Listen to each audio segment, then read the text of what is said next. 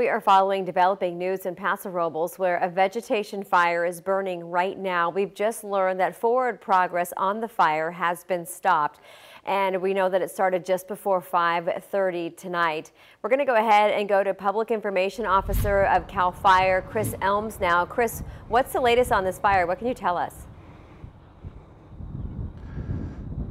Yeah, so this fire started about 5:30 this afternoon. Right now it's about 60 acres. Forward spread of the fire has been stopped. The structure threat that we did have a little bit ago has been mitigated. Right now we're working on containment and extinguishment of hot spots. I actually just met with CAL FIRE investigators on scene here, and I don't know if you can see that or not, but this is what they found along the side of the road here. This is a piece of exhaust carbon from a vehicle that passed through the area here that actually ignited this fire. Oh, wow. Okay, that's some great information that's coming in now, because just a fire not too long ago, a couple days ago, was started by somebody mowing a lawn. We know that now. So what's the message to community members and drivers out there?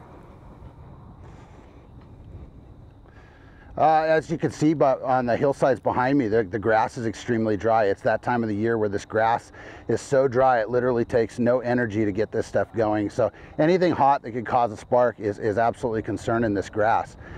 Today this small piece of carbon here came out of a vehicle and started the fire. The other day a hot piece of metal did it. It's literally all it takes when this grass is this dry, and you know, we have a pretty decent wind up here. These things move very, very fast.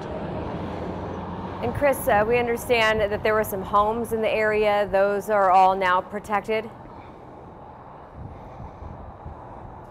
Yeah, we did have several structures that were immediately threatened by the fire. First arriving engine companies went straight to those houses and were able to provide structure defense. That threat has since been mitigated, and all crews are now working on extinguishment of hot spots around the fire. So this fire started about 45 minutes ago, burned 60 acres. You guys got a pretty good handle on it pretty quickly. What are you crediting that to?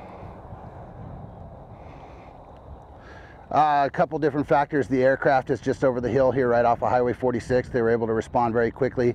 The city of Paso Robles has a fire station right down the street here within a couple miles that we're able to get an engine here quickly. And the mutual aid agreements that we have with the city departments around the area, that they were able to get resources here very, very quickly, along with bulldozers and hand crews and everything else that goes with an incident like this. All right, so this is 2 fires in the last 2 days in North County. Are we off to a pretty busy fire season already?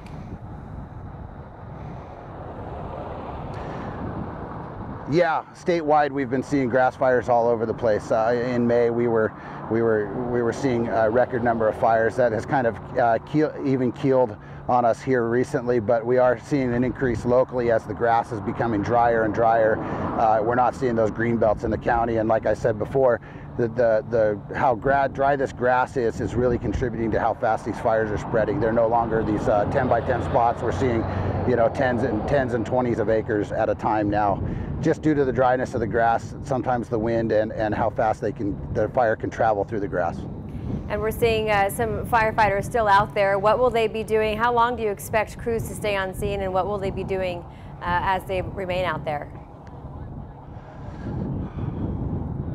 It's hard to say at this point how long we'll be out here. It just depends on how many of those hot spots we have to deal with. As you can see up on the hill behind me, there are some rather large oak trees that require quite a bit of work. At least a couple hours working on that containment in those hot spots, and we'll get resources freed back up for the next possible emergencies as soon as possible. All right, yeah, and we know that's going to come, unfortunately. Chris Elms, our Public Information Officer with CAL FIRE, we appreciate your time tonight. Kudos to the fire crews out there for getting a quick handle on this thing, and thanks for your hard work.